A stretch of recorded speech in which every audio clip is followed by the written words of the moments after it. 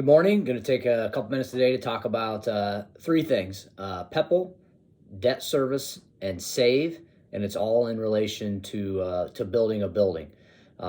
This is going to be a very quick overview, so bear with me. If you have questions, please feel free to reach out. We get asked a lot of questions about when we're going to build a new building. There's a lot of factors that go into that. Obviously, from a need standpoint, as far as enrollment, those types of things. But ultimately, there are limitations on how much debt a district can take, and that's really probably the greatest obstacle that we have as a district, because our past practice has been to add additions to our current building, which then limits how much debt we can take on. So each district can only take on 5% of their property valuation, and every time you take on more debt, the less amount you can borrow at a later time. And the way to get money to build buildings through school finance is pretty limited. One is through what's called our physical plant and equipment levy, PEPL. We use that often for buses, for roofs, HVAC system. We just put in a new boiler. That pays for those typically. You can also use 1% sales tax money, often referred to as SAVE.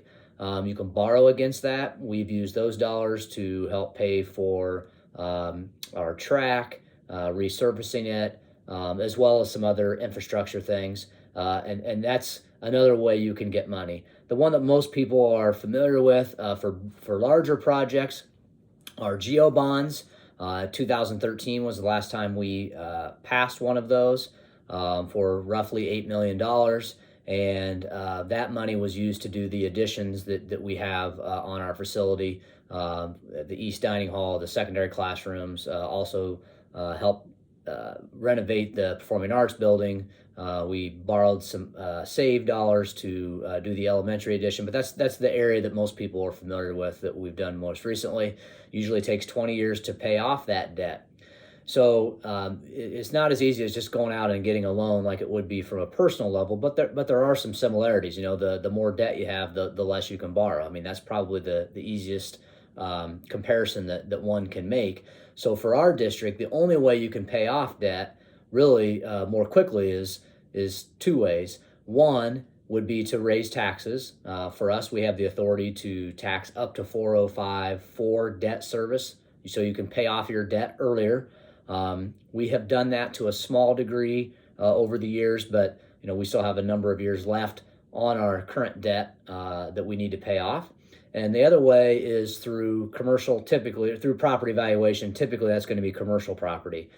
So because we don't have much commercial property in our district, all of our property valuation, or most of our property valuation, comes from two areas. One is residential, which is where most of it falls, and in ag. So for us, it would really be beneficial if we had something like a data center or something along those lines that would generate more commercial property valuation and commercial property taxes. That would allow us to pay off our debt at an earlier time. So with all that being said, for us in the year 2024, by combining either PEPL and SAVE with going to voters and trying to finance a GO bond, we could get up to about $18 million, which sounds like a lot of money, but that a full-size elementary would cost more. So what the district has to decide and what our board has to decide is A, what they want to build, B, how much they're willing to spend, and C, when they want to do that. I mean, those are the decisions that our next board will have to make, probably within the next 3 to 4 years. We have space to operate as we're currently operating, but within the next 5 to 7 years, we are going to need more classroom space. So hopefully that helps answer some of your questions. It's not as simple as just going out and getting a loan. We do have limitations. We are in a great financial position to operate our school from an educational standpoint, but we have some significant limitations to be able to build any new buildings. So again, if you have any questions, feel free to reach out.